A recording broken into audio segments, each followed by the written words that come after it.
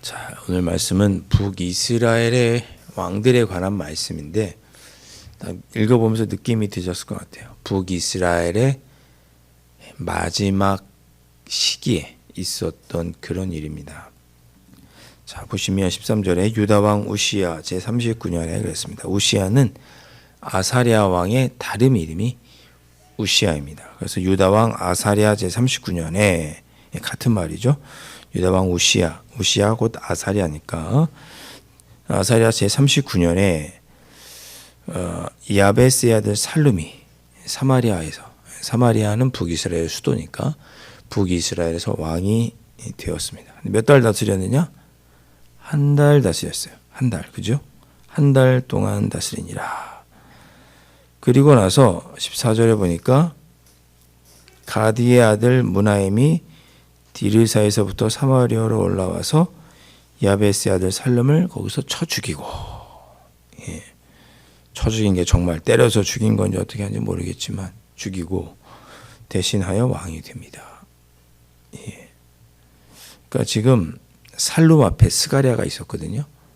스가랴 왕이 있었고 6개월 만에 살룸이 있었고 한 달 만에 다시 므나헴이 온 거예요. 그러니까 북이스라엘의 한 7개월, 1년 사이에 왕이 3번이 바뀐 거예요.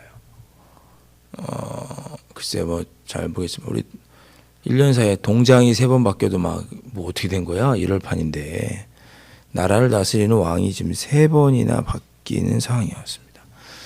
왜 이렇게 된 거냐면 북이스라엘은 10개의 지파가 연합해서 이루어진 나라잖아요.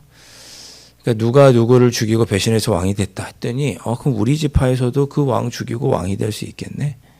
평소에 10개 지파가 좋을 때는 잘 연합하지만 안 좋을 때는 서로 갈등이 있고 자기가 정권을 잡고 싶고 그랬던 거죠. 아주 우리 조선시대나 뭐 고려시대에 뭐 호족들 또는 뭐 권문세가들이 어디 문중이 정권을 잡고 뭐 하려고 했던 것처럼 북이스라엘의 지금 마지막 때 그런 거예요. 그래서 살룸이 왕이 되니까 한 달 동안 다스리니까 다른 지파의 누구의 아들 므나헴이 이름이 가디의 아들이라고 되어 있는데 다른 지파의 므나헴이 왕을 죽이고 쉽게 죽이고 그런 거를 어렵게 생각하지 않고 죄라고 생각하지 않고 쉽게 죽이고 므나헴이 왕이 됩니다. 이런 게 나라의 왕권이 바로 서지 않고 나라가 망할 때의 징조죠. 16절 그때 므나헴이 디르사에서 와서 딥사와 그 가운데 있는 모든 사람과 그 사방을 쳤어요. 그러니까 자기 지파에서 다른 지파에 와서 왕을 죽이고 그 사방에 있는 사람들을 쳤습니다. 그리고 그 왕을 죽이고 이제 내가 왕이 되려고 하는데 성문을 열고 나를 왕으로 맞이해야 되는데 그러지 않으니까 어떻게 해요? 16절 중간 하반부에 보면 그러므로 그들이 그곳을 치고 그 가운데 아이벤 부녀를 갈랐더라 그랬습니다. 이거 얼마나 만행입니까? 이게 다른 나라 사람이 와서 죽인 게 아니잖아요. 동족이잖아요. 동족. 뭐 이때 당시에 이스라엘이 이렇게 크지도 않으니까 강북에 있는 사람들이 말고 내려와서 또는 강남에 있는 사람들이 강북으로 올라가서 강서구에 가가지고 지금 아이벤 부녀 가르고 이렇게 한 거예요. 동족에게 이렇게 잔인한 일을 합니다. 그렇게 했던 사람이 누구냐? 므나헴이에요. 악한 사람이죠. 잘 다스릴 수가 없죠.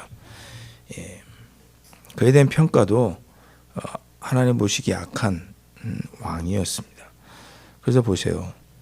17절에 보면 므나헴이 이스라엘의 왕이 되어서 10년 다스렸는데 18절에 여호와 보시기에 악을 행하였다 그랬습니다. 평생 여로보암의 죄에서 떠나지 않았다 그랬습니다. 악한 왕이었습니다. 그리고 19절 말씀 보십시오. 그도 말년이 좋지 않았어요. 아수르가 쳐들어왔어요.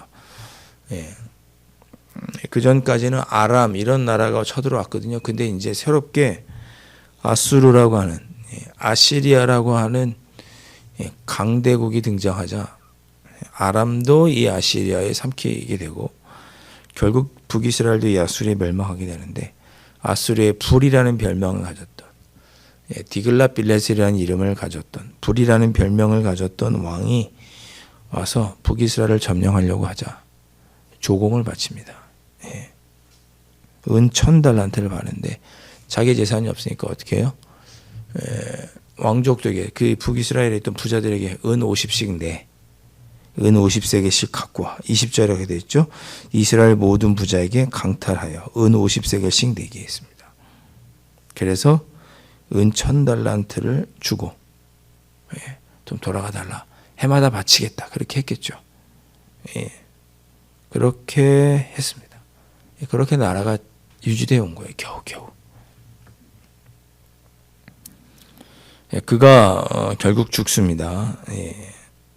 므나헴의 남은 사적과 그가 행한 모든 일은 이스라엘 역대들에게 기록되지 아니하였느냐. 특별히 한 것도 없어요. 22절 므나헴이 그의 조상들과 함께 자고 그의 아들 누가 왕이 되어 부가히야가 왕이 됩니다. 근데 23절에 보면 2년간 다스립니다. 그의 평가는 어떻게 되죠? 24절 여호와 보시기에 악을 행하였다. 여로보암 2세가 41년 다스리고 그의 아들 스가랴가 6개월, 살롬이 1개월, 므나헴이 10년, 부가히야가 2년을 다스립니다. 한결같이 악했습니다. 그리고 25절에 또 신하가 배반해요. 2년간 다스립니다. 베가가 반역하여 사마리아 왕궁 호이소의 왕과 아르곱과 아리엘을 죽이고 길르앗 사람 50명과 더불어서 왕을 죽이고 왕이 되죠. 이제 뒤에 보면 베가가 20년을 다스리고요. 그의 아들 나중에 호세아가 왕이 됩니다. 그의 뒤를 이어서 호세아가 왕이 되는데 그 호세아 때 북이스라엘이 멸망하게 됩니다. 호세아는 9년 다스려요. 그러니까 30년 지나면 이제 베가로부터 딱 30년 되면 북이스라엘은 사라지는 것입니다. 지금 이게 딱 나라가 망할 때의 마지막 모습이에요. 계속해서 왕이 바뀌고 나라는 하나님 보시기에 악을 행하고 계속 외국에서 침공하고 조공을 바치느라 힘이 들고 이런 일의 원인이 뭔가요? 결국은 하나님을 섬기지 못했기 때문에 하나님의 뜻대로 살지 못했기 때문에 사랑하는 성도 여러분, 우리가 우리 자신을 잘 돌아봐야 됩니다. 잘 돌아보십시오. 제가 이번 주에도 어제도 말씀드렸지만 영적인 나태함에 대해서 제가 이번 주에 설교하겠지만 이 나태에 대해서 고대 우리 믿음의 선조들은 뭐라고 불렀느냐? 영혼의 질병이라고 불릅니다. 영혼의 질병이 나태함이다. 나태함이 뭐예요? 하나님으로부터 멀어지게 하는 것이 나태죠. 기도하지 않아도 되고 찬송하기 싫고 말씀도 보기 싫고 이렇게 말하면 되지. 오늘 성경 이 북이스라엘의 멸망의 원인은 뭡니까? 나중에 17장에 가면 북이스라엘의 멸망에 대해서 이렇게 한 단락 소개를 해요. 왜 그들이 멸망했느냐?